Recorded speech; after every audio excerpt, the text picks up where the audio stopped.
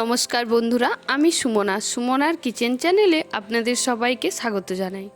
আজকে আমি হাজির হয়েছি গ্রাম বাংলার একটি জনপ্রিয় রেসিপি নিয়ে। আমাদের বাঙালিদের মধ্যে একটা কথার প্রচলন আছে, সেটা হলো মাছের মধ্যে রুই আর শাকের মধ্যে পুঁই।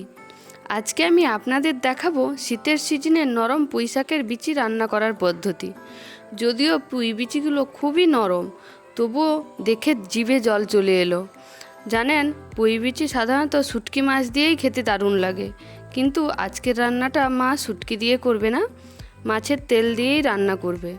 পুঁই শাকের সঙ্গে মাছের তেল জাস্ট অসাধারণ লাগে না।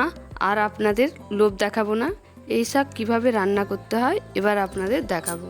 পুঁই বিচি রান্না করার জন্য মা এখানে ভালো করে পুঁই বিচি এবং তার ডাঁটাগুলোকে কেটে নিচ্ছে। শুধু মা এখানে পুঁই বিচি রান্না করবে না, তার সঙ্গে দেবে আলু এবং একটি কাঁচকলা এবং 4টা কি 5টার মতো কুঁদরি দিয়েছে। এগুলো দিয়ে মা পুঁই বিচিটা রান্না করবে। আজকে মাছের তেল দিয়ে এই পুঁই বিচি রান্না হবে। শীতের সকালে গরম গরম ভাতের সাথে এই পুঁই বিচির রেসিপি অসাধারণ লাগে।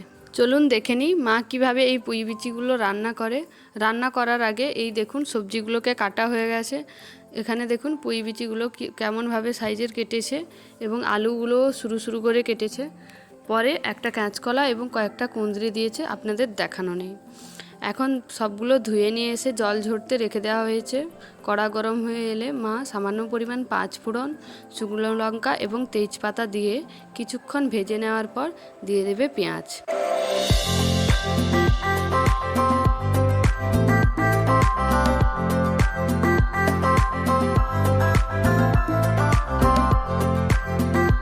দেখুন শুকনো লঙ্কা, তেজপাতা এবং 5 ফোড়নগুলো ভেজে নেওয়ার পর মা সামান্য পরিমাণ হলুদ দিয়ে পেঁয়াজ কুচিগুলো দিয়ে দিয়েছে। মা এখানে একটা বড় সাইজের পেঁয়াজ কুচি কুচি করে দিয়েছে।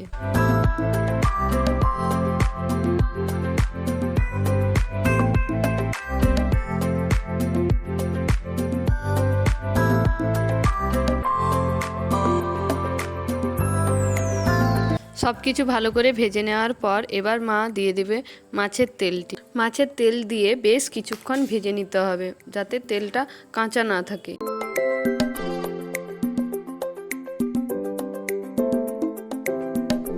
দেখুন সব কিছু ভাজা ভাজা হয়ে গেছে। এবার মা কেটে রাখা সবজিগুলো দিয়ে দেবে। আমি আবারও বলে দিচ্ছি সবজির মধ্যে কি কি দিয়েছে মা। আলু ও কুঁদরি দিয়েছে, একটা কাঁচকলা দিয়ে দিয়েছে। আপনারা চাইলে এমনি পুঁই শাকও রান্না করতে পারেন। এই পুঁই বিচিগুলো রান্না করে দেখবেন, খুবই খেতে ভালো লাগে।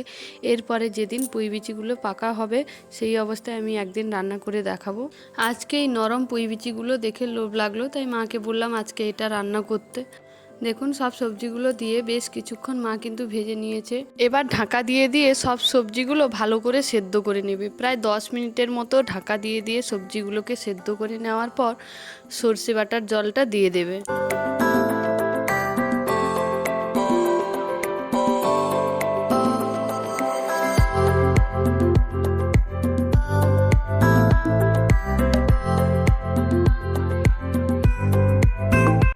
ঢাকা দিয়ে দিয়ে সব সবজিগুলো সিদ্ধ করে নেওয়ার পর দেখুন মা এখন সর্ষে বাটা দিয়ে দিল।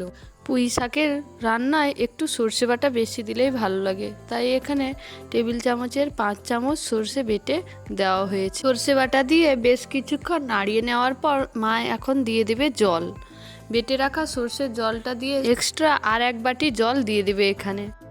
এমনিতেই পুঁই শাকগুলো আধা সেদ্ধ হয়ে এসছে। জল দিয়ে বেশ কিছুক্ষণ ফুটিয়ে ভালো করে সেদ্ধ করে নেওয়ার পর সর্ষের তেল দিয়ে নামিয়ে নিতে হবে।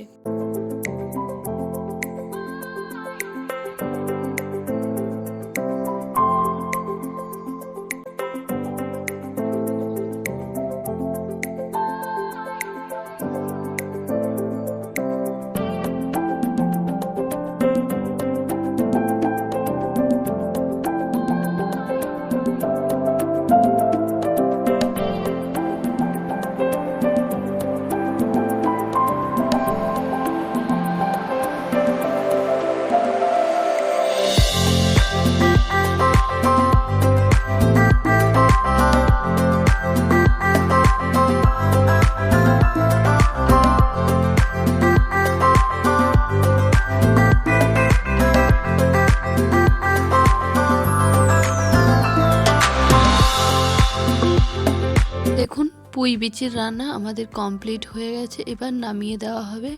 খুব বেশি একটা জল নেই, মাখো মাখো করে নেওয়া হয়েছে। নামানোর একটু আগে সর্ষে তেল দিয়ে নামিয়ে দেওয়া হলো।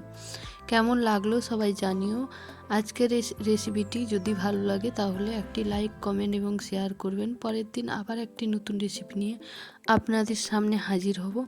আজকের মতো এতটুকুই। ভালো লাগলে লাইক করবেন।